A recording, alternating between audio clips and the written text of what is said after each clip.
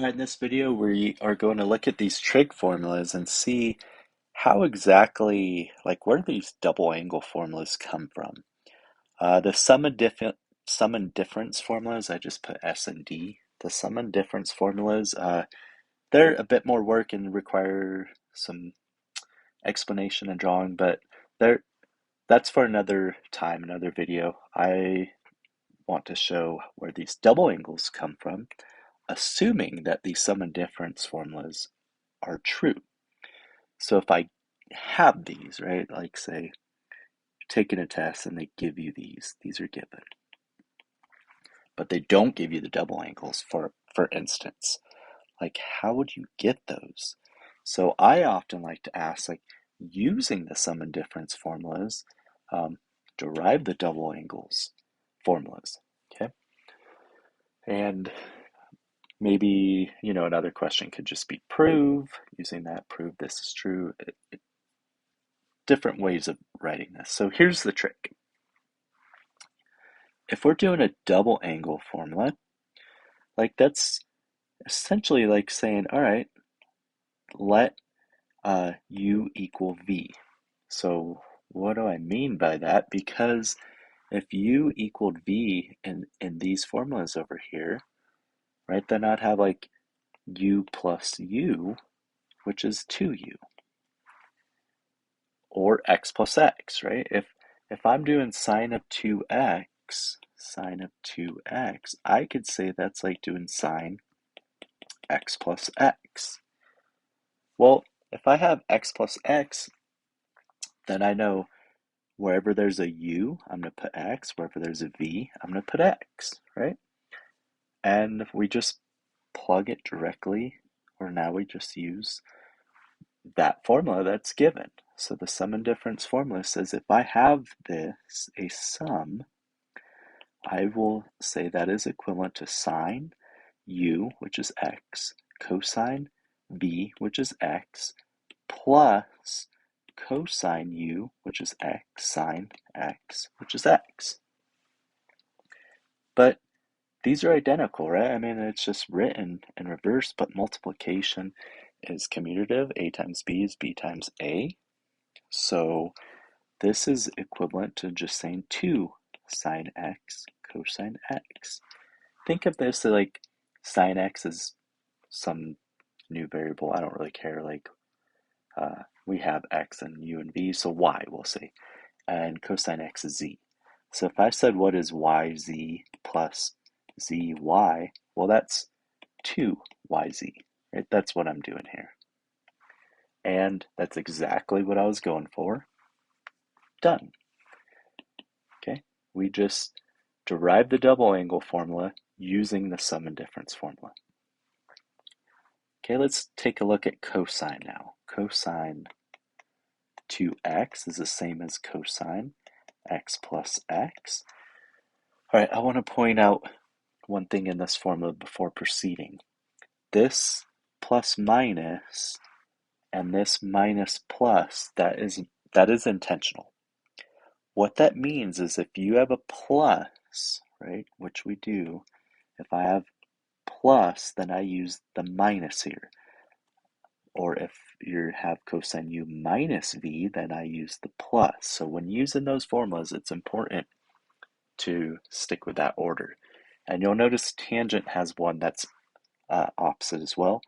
The u plus minus v is minus plus in the denominator. The numerator stays the same, right? The plus minus. That plus minus and that plus minus stay the same. Just like sine. That's why I didn't talk about it for that first proof there. Okay, cosine now then. The formula says cosine u, so cosine x times cosine v, cosine x, minus sine x times sine v, which is sine x. But that is cosine squared minus sine squared. Done. So, well, where do these others come from? Let me show that really quick. So really, once you have one, you could easily get these two. Okay. Pythagorean identity, that's where it comes from. The Pythagorean identity, I demonstrate this in another video, but sine squared plus cosine squared equals 1. So that is one form. I could also say sine squared equals 1 minus cosine squared, right? All I did is I subtracted this on both sides. That's another form. Or cosine squared is 1 minus sine squared, right? Because all we did is subtract sine squared to the other side. And the other two forms there use those different forms of Pythagorean identity. So we'll first make that substitution that cosine squared, we'll use the bottom one. Cosine squared is 1 minus sine squared. All right, and then we will get this one here, like the second form of cosine 2x, the second double angle form. So we're going to plug in 1 minus sine squared here for cosine, but then we also have that other minus sine squared, which yields then 1 minus 2 sine squared. Right, there's number 2, done. I should have changed colors here, that's fine, we could do that really quick. Right, I have a lot of green going on, I'm showing this as a whole different form. So actually this substitution, I'm going to make green. All right, we're going to go back to this one here. We'll say or. And I'm going to substitute 1 minus cosine squared for sine squared. So therefore I'd have cosine squared minus 1 minus, just for room actually, I'm going to bring this down. Sorry. So let me rewrite that. So that was at number 2. We're working on number 3 now. Okay, so the third way is, again, I'm going back to that original of cosine squared minus, and instead of sine squared, I'm plugging in 1 minus cosine squared. Okay, well, when you distribute that negative, you'll have a positive cosine squared, and that hence the 2 cosine squared minus 1. All right, and there's equation 3. Done.